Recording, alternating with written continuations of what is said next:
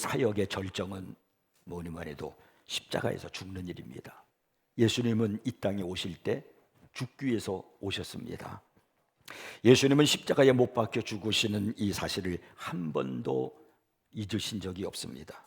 그분은 무슨 일을 하시든지 또 무슨 일을 만나든지 언제나 십자가와 자신의 죽음을 생각하고 사셨습니다.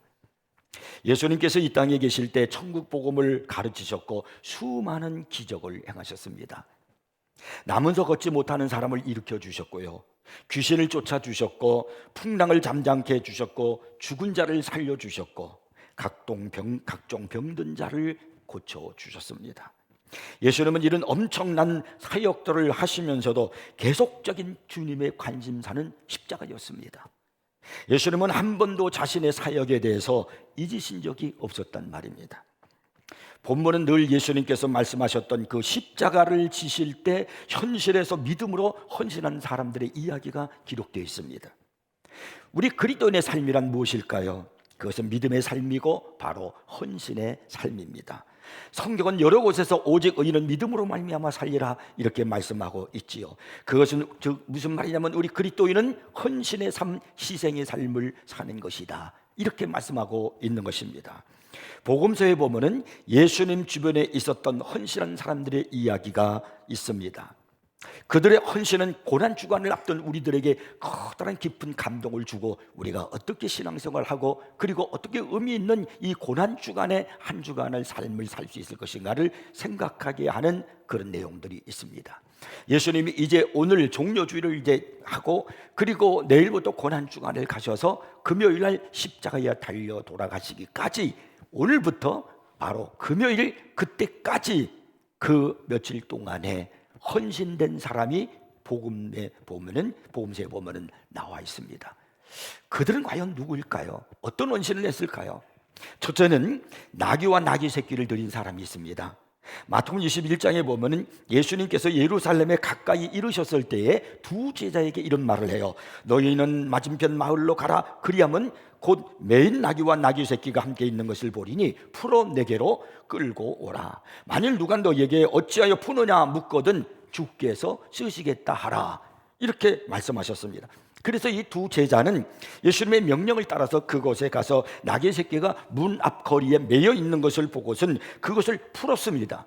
그랬더니 나귀 새끼 임자가 하는 말이 어찌하여 나귀 새끼를 푸느냐 이렇게 말합니다. 그러자 제자들이 하는 말이 주께서 쓰시겠답니다. 그러자 즉시 그 주인이 아무 말 하지도 않고 그 자기의 재산인 자기의 사랑하는 동물인 그 나귀와 나귀 새끼를 풀어서 주었습니다. 왜 예수님께서 이런 일을 하시는 것일까요? 왜 이런 일이 일어나는 것일까요? 마태복음 21장 5절에 보면은 시온의 딸에게 이르기를 내 왕이 내게 임하나니 그는 겸손하여 나귀 곧 멍에 매는 짐승의 새끼를 탓도다라는 스가랴서 9장 9절의 말씀을 이루려 하심이라고 이렇게 말씀하고 있습니다. 예수님께서 이 나귀를 타고 오늘 예루살렘 성으로 입성하신 것입니다. 그걸 가지고 오늘 우리는 종려주일이다 이렇게 말을 합니다. 예수님께서 예루살렘에 입성하셨다는 것은 죽음의 입성이기도 하고요, 또 십자가를 지기 위한 입성이기도 하고 또한 인류의 메시아이심을 발표하는 입성이기도 하지만 중요한 것은 만왕의 왕이심을 나타내는 바로 입성입니다. 그래서 예수님의 예루살렘 입성은 대관식이다 이렇게 얘기할 수 있습니다. 그런데 그런 예수님이 나귀 새끼를 타고 입성하셨다는 것입니다. 여러분 한번 상상해 보십시오. 만왕의 왕으로서 대관식으로서 예루살렘 성을 입성하시는데 그분이 나귀 새끼를 타고 가시는 그 예수님의 얼굴은 열등감에 젖어 있었을까요? 패배감에 젖어 있을까요? 대접함을 받지 못한 억울함에 그분의 얼굴에 서려 있었을까요? 아닙니다. 예수님의 얼굴은 그런 얼굴이 아닙니다. 예수님은 구약에 예언된 말씀에 순종하기 위하여 그리고 자기 백성을 구원하시려는 그 사랑의 마음을 가지고 나귀 새끼를 타시고 그리고 예루살렘 성에 입성하신 것입니다. 정말 사랑하면 자기 위치를 버리게 됩니다. 자기 자존심도 버리게 되고 자기 권위도 버리게 되는 것입니다. 영적인 사람은 자기가 어떤 대접을 받느냐에 따라서 행동하지 않습니다. 내가 주님 안에서 어떻게 사랑하고 섬기느냐에 따라서 행동하는 것입니다. 나귀 새끼를 타고 예루살렘 성에 입성하신 종려주일의 이 귀한 역사는 이름 모를 한 사람의 헌신에 의해서 이루어졌다는 사실입니다. 성경에 그의 이름이 밝혀지지 않아서 우리는 그의 이름이 누구인지는 알 수는 없지만, 주님께서 제자들을 보내면서 나귀 새끼를 데리고 오라, 만약에 뭐라 그러면 주께서 쓰시겠다고 얘기하라, 그렇게 말만 하시는 거예요. 그때 그 제자들이 풀어갈 때 주인이 왜 그러십니까? 라고 물어보니까 주께서 쓰시겠답니다. 그랬더니 주인이 한마디 말도 없이 그냥 자신의 재산 나귀 새끼를 내어 드렸다는 것입니다. 어찌 보면 이 나귀 새끼는 그 주인에게 소망이었을지도 모릅니다. 어미 나귀가 새끼를 낳아서 재산을 불어가는 그 기쁨이 바로 그 새끼였을 것입니다. 어쩌면 오래간만에 낳은 그 새끼를 보고 그의 사랑이 거기에 담뿍 묻어 있었을지도 모릅니다. 이 새끼를 보면서 앞으로 자신의 계획을 계획했을지도 모릅니다. 그러나 그는 자신에게 그렇게도 소중한 나귀 새끼를 주께서 쓰시겠다 하는 이 말 한마디에 아무 말도 하지 아니하고 그냥 드렸습니다. 자신의 재산을 드린 겁니다. 이것이 주님께서 십자가 지시기까지 있었던 한 은혜의 사건이었다는 것입니다. 이것이 바로 예루살렘 성에 입성하신 종려주일의 역사를 만들어냈다는 겁니다. 근데 여기서 우리가 간과하지 말고 또 하나 기억해야 될 것은 두 제자들의 순종입니다. 예수님께서 두 제자에게 맞은편 마을에 가서 나귀 새끼가 매여 있는 것을 볼 테니까 그것을 매 가지고 오라.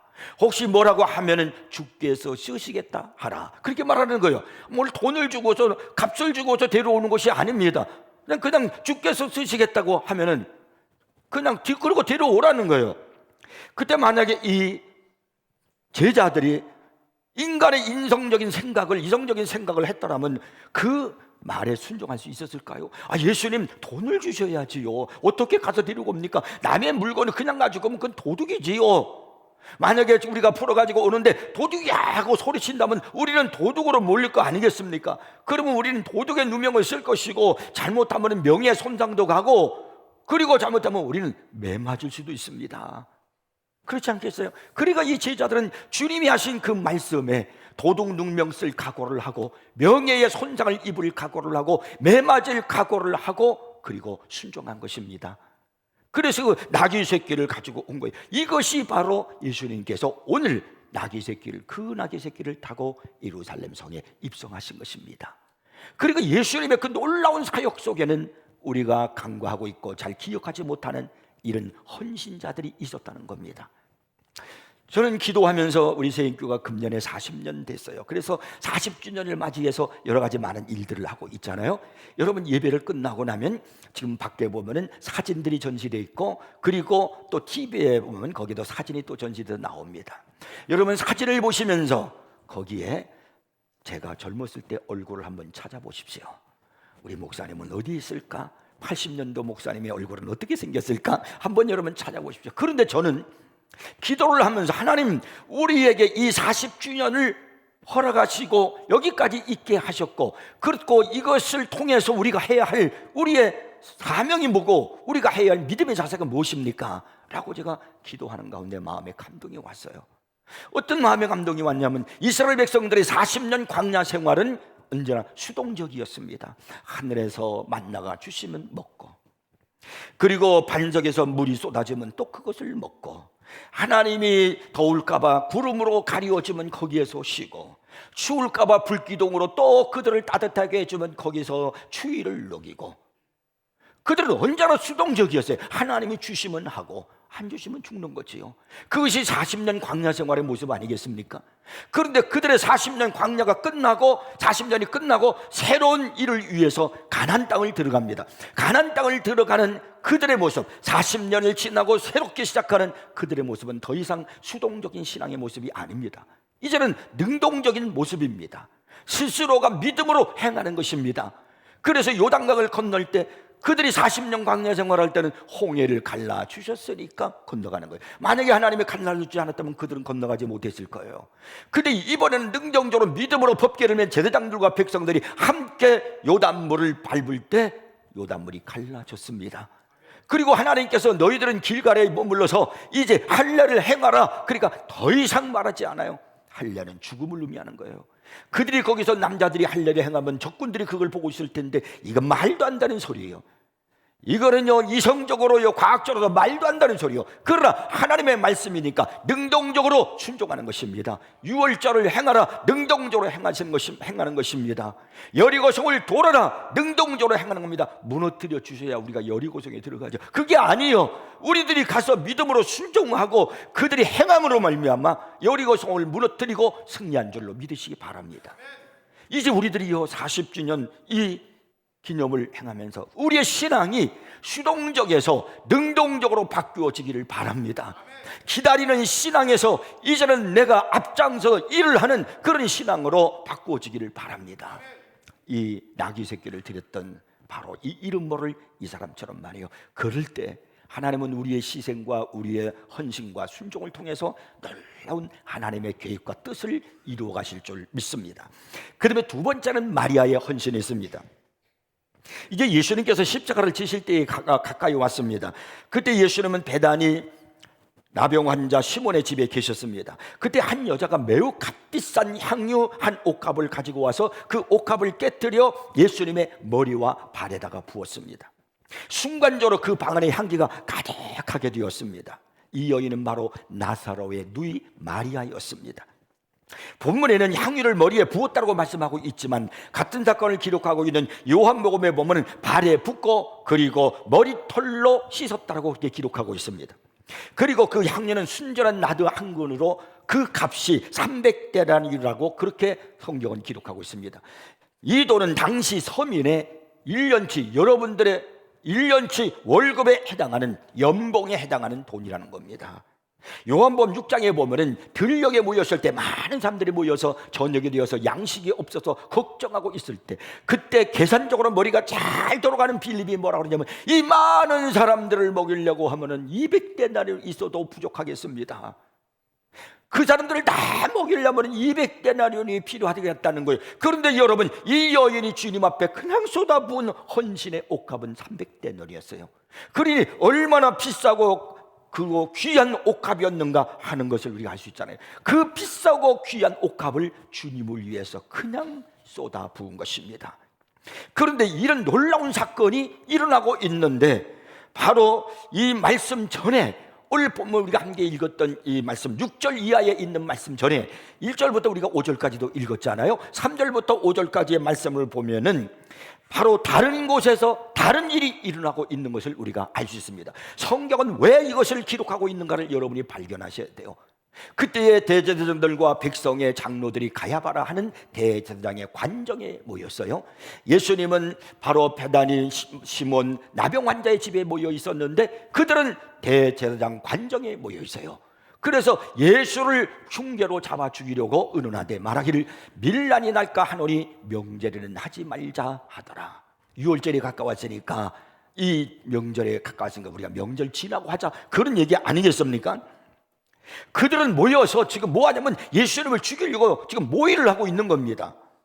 모여서 기도하고 모여서 사랑을 나누고 그래야죠. 모여서 섬기고 그래야 되는데 그들은 모여가지고요 음모하고 비판하고 그리고 예수님을 죽이려고 하고 있는 것입니다.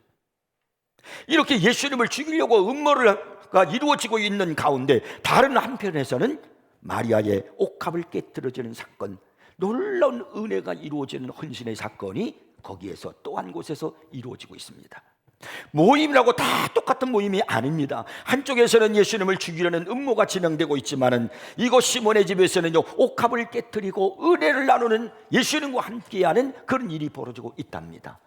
여러분, 우리의 이 모임은 대제사장과 서기관들이 모여있는 그 모임이 되어서는 안 되는 거예요. 예수님과 함께하는 마리아가 옥합을 깨뜨리는 그런 우리들의 모임이 되어야 할 줄 믿습니다. 모여서 내가 헌신하고요, 내가 희생하겠습니다, 내가 먼저 돕겠습니다, 내가 먼저 섬기겠습니다, 내가 먼저 기도하겠습니다 라는 그런 우리의 믿음의 그런 자세, 헌신의 자세가 필요한 것입니다. 여러분 생각해 보십시오. 이 여인의 이 놀라운 행동은 엄청난 겁니다. 같은 1,000,000원이라도 돈 있는 사람의 1,000,000원과 돈 없는 사람의 1,000,000원은 가치가 달라요. 이 여자는요 가난한 서민입니다. 특히 부모가 없는 가정으로요 나사로, 마르다, 마리아 세 남매가 살아가고 있는 그런 가정의 이 한 여인이에요. 그러니까 부모가 없는 삼남매가 살고 있으니까 참으로 가난하게 살고 있는 그런 집안의 여인이었다는 걸 알 수 있습니다. 그렇기 때문에 이 향유의 가치는요, 마리아에게 굉장히 큰 의미가 있습니다. 어쩌면 이 마리아는 이 옥합을 사느라고 평생 모은 돈을 썼을지도 모릅니다. 그렇게 값진 옥합을 주님께 깨뜨려 쏟아 부은 것입니다. 마가복음 12장 41절에 보면은 한 가난한 과부가 헌금함에 두렵던 한 고도란트를 드렸다고 성경은 그렇게 기록하고 있는데, 그때 예수님께서 이렇게 말씀하시죠. 마가복음 12장 43절 44절입니다. 내가 진실로 너희에게 이르노니 이 가난한 과부는 헌금함에 넣는 모든 사람보다 많이 넣었도다. 그들은 다 그 풍족한 중에서 넣었거니와 이 과부는 그 가난한 중에서 자기의 모든 소유 곧 생활비 전부를 넣었느니라. 얼마를 넣느냐가 중요한 게 아니에요. 자기의 생활비 전부를 넣었다는 겁니다. 자기 전체를 희생했다는 거예요. 하나님 앞에 드렸다는 것입니다.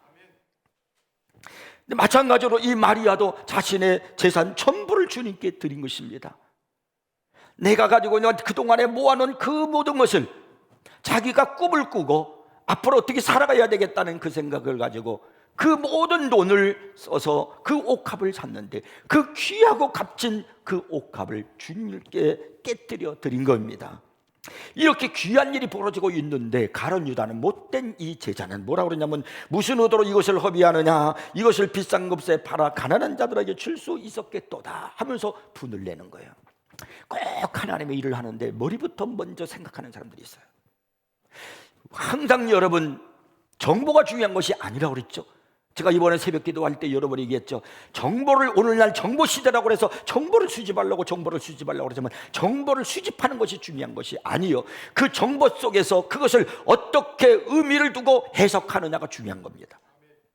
10명의 정탐꾼들이 가나안 땅에 들어와서 정보를 가지고 왔어요.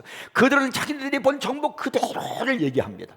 거기에 갔다는 큰 성읍들이 있습니다. 아낙 자손들이 있습니다. 그들은 장대한 거인들입니다. 우리가 보기에도 메뚜기 같으니 그들이 보기에도 그와 같았을 것입니다. 정확한 정보였습니다.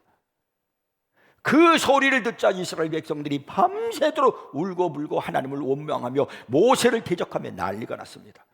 그런데 두 사람의 정탐꾼 여호수아와 칼렙이 뭐라고 그랬습니까? 그들은요, 정보만 본 게 아니에요. 그 속에서 하나님이 보여주신 해석을 보는 겁니다. 의미를 보는 겁니다. 뭐라고 그러냐면요, 여러분 두려워하지 마십시오. 여호와께서 기뻐하시면 이 땅을 우리에게 주실 것입니다. 한쪽에서는 정보를 얘기하고, 이제 우리는 안 됩니다, 못 들어갑니다, 이렇게 말하고 있는데, 여호수아와 칼렙은 이 땅은 아름다운 땅입니다. 여호와께서 우리를 기뻐하시면 우리는 그 땅을 차지할 것입니다. 그들은 우리의 밥입니다. 그 백성들은 바로 우리의 밥입니다, 먹입니다, 이렇게 말하는 거예요. 그래, 중요한 것은 내가 어떤 정보를 가지고 어떻게 보고 있느냐, 이게 중요한 게 아닙니다. 그 정보 속에서 어떻게 믿음의 눈으로 보고 어떻게 해석하느냐가 중요한 것입니다. 근데 가룟 유다는 그렇지 않았어요. 이성적으로 늘 머리로 살아가는 사람이었어요. 그러니까 그는요, 생각하기를, 저 돈이면 300단이면 굉장히 큰 돈인데 저 돈을 가지고 그냥 말하기보다는 가난한 자들에게 도와줬으면, 지금도 어려운 사람들이 많은데 그들에게 많은 사람을 도와줄 텐데 200데나리면 그 빈들에 있는 사람은, 그 수많은 사람이 먹을 수 있다는데 300데나리면 더 얼마나 많은 사람들이, 어려운 사람을 돕겠습니까? 그러면서 그가 불평하는 거예요. 그때 예수님께서 이 여인의 그 행동을 보면서 이렇게 의미를 부여하면서 말씀을 하십니다. 오늘 본문 12절이죠. 이 여자가 내 몸에 이 향료를 부은 것은 내 장례를 위하여 함이니라. 이 여인이 예수님의 장례를 위해서 정말 그랬을까요? 그는 모르고 그냥 헌신하는 마음으로, 주님이 너무나 사랑스럽고 주님의 은혜가 너무나 감사해서 그는 자기가 가지고 있는 가장 귀한 옥합을 깨뜨려 주님의 몸에 부어드린 것입니다.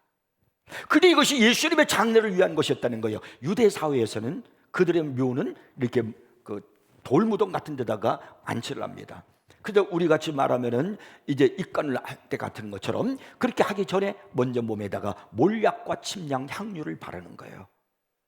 근데 여러분, 성경을 보시면은 이 막달라 마리아가 마리아고 또 다른 마리아 뭐 이런 사람들이 어떻게 아침 새벽에 주님께서 말씀하신 죽으신지 안식구 첫날 그 다음날 아침 새벽같이 그들이 예수님께 향유를 발라드리려고 그들이 그 향유를 가지고 무덤에 갔습니다.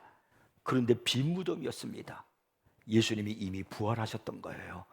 그러니까 예수님 앞에 그 향사를 지내줄 그런 시간이 없었던 겁니다. 그러니까 이 마리아가 했던 이 형, 그가 그것을 생각하고 한 건 아닙니다. 근데 그냥 자기는 너무 예수님의 은혜가 고마워서, 예수님이 사랑스러워서 예수님의 몸에다가 그 향유를 이렇게 부어드렸는데, 그것이 예수님의 몸에 그 장례를 위한 향유를 발랐다는 것입니다. 내가 아무 생각 없이 주님 앞에 충성하고 주님의 은혜가 너무나 감사해서 이 세익교회에서 이런 은혜로운 교회에서 이렇게 충성하고 함께 신앙생활 할 수 있는 것이 너무나 기뻐서 하나님 감사합니다 라고 내가 헌신하고 섬겼는데, 나중에 알고 보니까 이것이 이런 놀라운 의미가 있었다는 그런 것들이 우리에게 다가오게 된다는 사실입니다.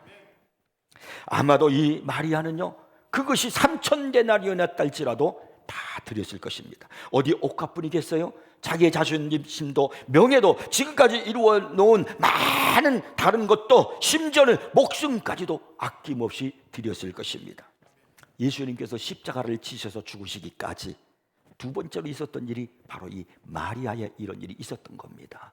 그래서 예수님 고난주간, 어떻게 하면 고난주간이래, 십자가 생각하자, 찬송이나 부를까, 이것이 아니라, 이제 더 이상 이런 관념에 젖어 있는 것이 아니라, 이 고난주간에 있기까지 주님 그 있었던 일들을 생각하면서 나는 어떤 사람이 되어야 할까?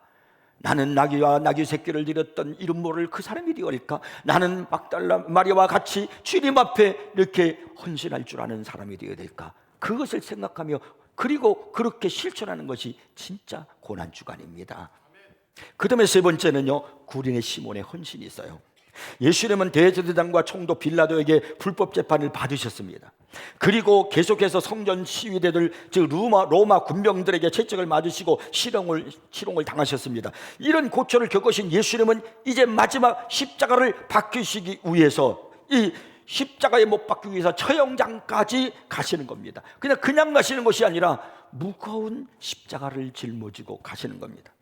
당시에 처형장으로 가는 이 죄수는요, 가장 먼 길로 갔다고 그러잖아요. 왜 그러냐면요, 가능한 사람들이 십자가를 지고 가는 그 죄수를 보고서 사람들에게 경각심을 갖게 하기 위해서 그렇다는 거예요. 너희들이 죄를 지면 이렇게 된다. 그런 사람들이 볼 때 얼마나 두렵고 또 무서웠겠습니까? 지난밤에 한숨도 못 주무시고요, 새벽에 재판을 받기 위해서 아침부터 끌려다니시고요, 그리고 죄도 없으신데 막 채찍에 맞으신 우리 예수님 탈진되셨고 기진맥진하셨어요. 마실 물이 없어서 막 목이 탔는데, 성경은 없지만 그때 그 예수님께 물을 한 모금 마셔드린 분이 있지요. 성경은 없지만 그 사람이 누군지 아십니까? 유다 벤허. 영화 보셨어요? 그때 베너가 예수님의 그다가 자기가 먹으려 하던 물을 그냥 영화에 나온 얘기예요. 성경은 없지만 어떻든 간에 예수님이 얼마나 탈진되셨고 기진맥진하셨고 그리고 목이 타셨는가 하는 걸 알 수 있어요. 근데 이제 자기가 매달려야 할 그 무거운 십자가를 짊어지고 골고다 언덕까지 가야 했습니다. 우리가 분명하게 짐작할 수 있는 것은 예수님은 그 십자가를 질 체력이 없었다는 것입니다. 예수님은 불평도 원망도 없이 최선을 다해서 십자가를 지시려고 했지만은, 그러나 자신의 육체의 한계가 있었기 때문에 쓰러지고 짊어지고 또 일어나면 또 쓰러지는 겁니다. 그때 로마 병정들이 어떻게 했을까요? 쓰러지시는 예수님을 보고 어떻게 했을까요? 그들은요, 본능적으로 채찍을 가지고 예수님을 때리는 겁니다. 가혹하게 채찍질을 하며 무력을 행사하는 겁니다. 주님은 또 일어납니다. 치고 또 일어나서 또 몇 걸음 가도 또 쓰러지고 그런 거예요. 그런데 마태복음 27장 35절에 보면은요, 이런 사건이 기록되어 있어요. 나가다가 시몬이라는 구레네 사람을 만나매 그에게 예수의 십자가를 억지로 지워 가게 하였더라. 구레네 시몬은 본의 아니게 저주받은 그 십자가를 대신 지게 되었습니다. 이 시몬의 입장에서 생각해 볼 때는요, 이게 무슨 날벼락이에요. 이게 굉장히 불쾌한 일이고요, 억울한 일입니다. 왜냐하면 가장 극악무도한 죄인에게 짊어지는 것이 십자가거든요. 근데 그 십자가를 자기가 짊어지게 됐단 말이에요. 좋은 일을 한 것도 아니고 가장 악한 죄수가 지고 가는 십자가를 대신 자기가 지고 가는 이 기분이 상쾌하겠습니까? 마치 남의 관을 짊어지고 가는 것처럼요, 아주 재수없고 더러운 사건에 내가 말려들었다는 그런 기분 나쁜 마음을 가졌을 수도 있습니다.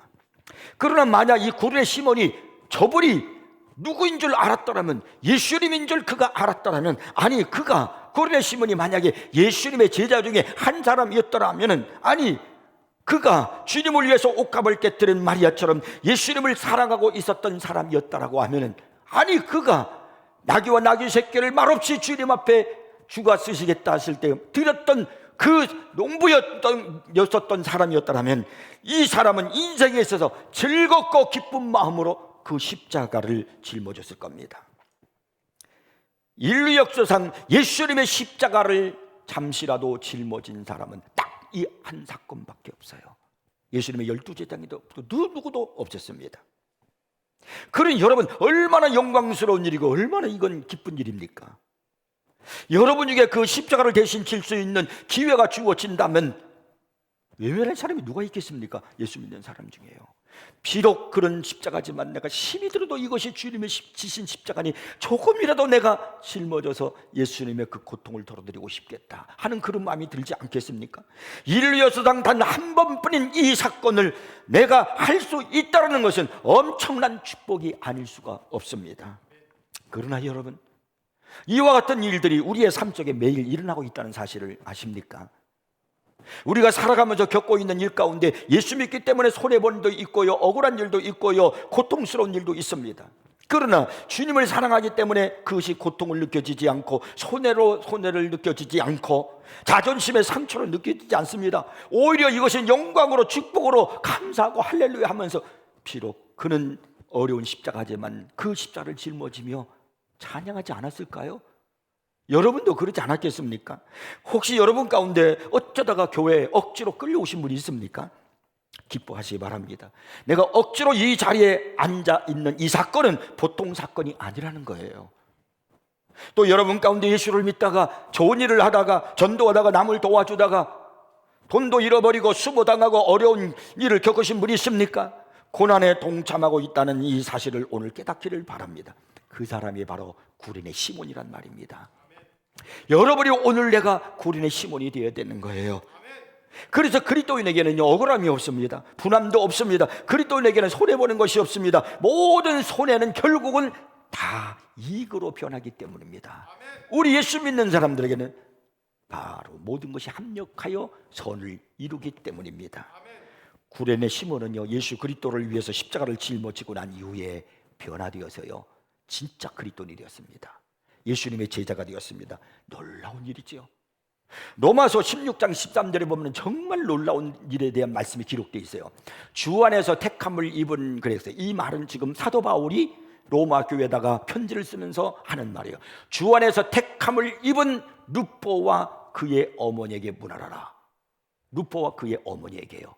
근데 그의 어머니는, 루포의 어머니는 곧 내 어머니니라. 누가 지금 하는 말이에요? 사도 바울이요. 그러면 도대체 이 루포가 누구냐는 말이에요. 이 사도 바울이 증거하는 루포와 그 어머니는 누구일까? 마가복음 15장 21절에 보면 알 수 있어요. 마침 알렉산더와 루포의 아버지인, 그 두 아들을 둔 아버지인 구리네 사람 시몬이 시골로부터 와서 지나가는데 그들이 그를 억지로 같이 가게 하여 예수의 십자가를 지우고라고 말씀합니다. 그러니까 루포는 누구입니까? 구리네 시몬의 아들이었음을 알 수 있습니다. 그러면 루포의 어머니는 누구요? 구리네 시몬의 아내였습니다. 근데 이 구리네 시몬의 아내를 향해서 사도 바울이 뭐라고 그랬다고요? 내 어머니라는 거예요. 그 사도 바울은, 그 위대한 하나님의 종 사도 바울이 구리네 시몬의 아내가 내 어머니라는 거예요. 얼마나 존경스럽고 얼마나 위대하고 훌륭한 믿음을 가진 사람이었으면 그렇게 표현하고 있겠습니까? 그러니까 여기서 우리가 무엇을 알 수 있느냐면 구리네 시몬의 가정에 얼마나 놀라운 변화가 일어났는가 하는 것을 알 수 있습니다. 그것이 바로 그들이 초대교회에 굉장한 영향력을 끼치는 믿음의 가정이었음을 우리에게 말해주고 있는 겁니다. 여러분, 억지의 십자가도 큰 은혜의 보상이 될 수 있다는 것을 아셔야 됩니다. 구른의 시몬이 비록 억지의 십자가를 졌지만 후일에 자신과 그 자손이 축복을 받는 사실이 그것을 증거하고 있지 않습니까? 우리도 주를 위해서 한번 때로는 힘들어도 억지의 십자가를 져볼 필요도 있어요. 마음에는 내키지 않더라도 순종하는 마음으로 지면요 반드시 나 자신과 자손이 복을 받습니다. 미국의 프랭클린 루즈벨트 대통령이요 시력이 무척 나빴습니다. 그래서 항상 2개의 안경 주머니에다가 넣고 그리고 속주머니에다가 이렇게 넣어서 그가 가지고 다녔습니다. 이 안경집이 뭐냐면 강철로 되어 있었어요. 요건 요즘처럼 이렇게 오래전이니까 이렇게 아주 가볍게 된 게 아니니까 강철로 되어 있어서 그래서 그 강철로 된 그 안경집에다가 안경을 넣고 속주머니에다 넣었습니다. 그는 이 무거운 안경을 주머니 속에 넣고 다니는 것이 매우 힘들고 귀찮았습니다. 근데 1912년 루즈벨트가 밀워키에서 정치 연설을 하고 있을 때 쉬 랭크와고라는 청년이 이 루즈벨트를 향해서 총을 발사했습니다. 그 총알이 정확하게 루즈벨트의 가슴에 명중했습니다.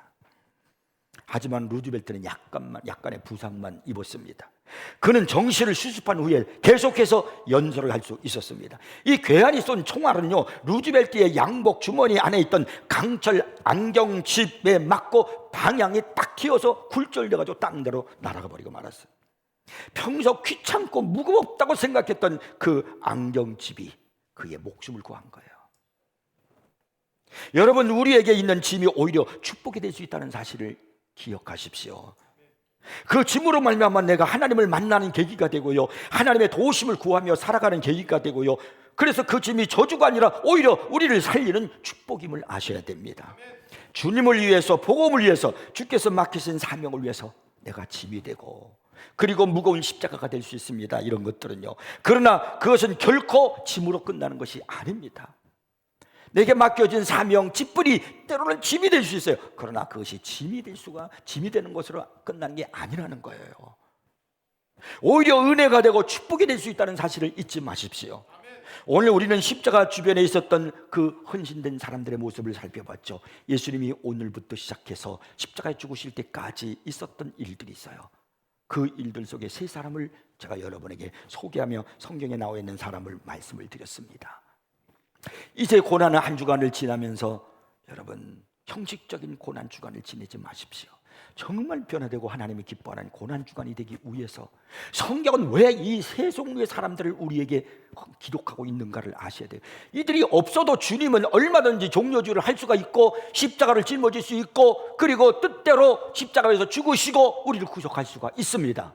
꼭 그들이 있어야만 주님의 뜻이 이루어지는 건 아닙니다. 하나님은 적는 자이기 때문에 얼마든지 하실 수 있습니다. 그러나 왜 성경은 이들을 기록하고 있는가라는 거예요. 이들을 통해서 오늘 우리가 깨달아가는 겁니다. 그래서 여러분, 정말 고난주간은 이제 말로만이 아니라 생각만이 아니라 진정으로 희생하고 헌신하는 것이 고난주간입니다. 이 주간에 내가 주를 위해서, 이 몸된 교회를 위해서, 이웃을 위해서, 내가 선교사들을 위해서 무엇을 할 것인가, 내가 어떻게 헌신할 것인가, 낚였던 사람이 될까? 나귀와 나귀 새끼를 드렸던 농부가 되어야 되겠다. 나는 옥합을 깨뜨리는 마리아가 되겠다. 아니, 나는 그 무겁고 힘들게 짊어지고 가는 그 십자가를 짊어진 나는 구른의 시몬 같은 사람이 되어야 되겠다. 누구의 짐을 대신 짊어지고 누구의 아픔을 대신 내가 아픔을 갖고, 그래서 내가 하나님께 영광을 돌리고 진정한 주님의 제자의 모습으로 살아야 되겠다라고 결단하는 그런 오늘 이 시간 되기를 바랍니다. 그래서 이 한 주간을 의리롭게 살아가시고요, 남아있는 한 일주일 동안 여러분, 이제 새벽기도 마지막 남았어요. 남들 다 나와서 200명 가까이 나와서 기도하는데 한 분도 뭘 하고 있는지도 모르시는 분들 있잖아요. 나오십시오. 일주일 동안 하나님이 기회를 주셨어요.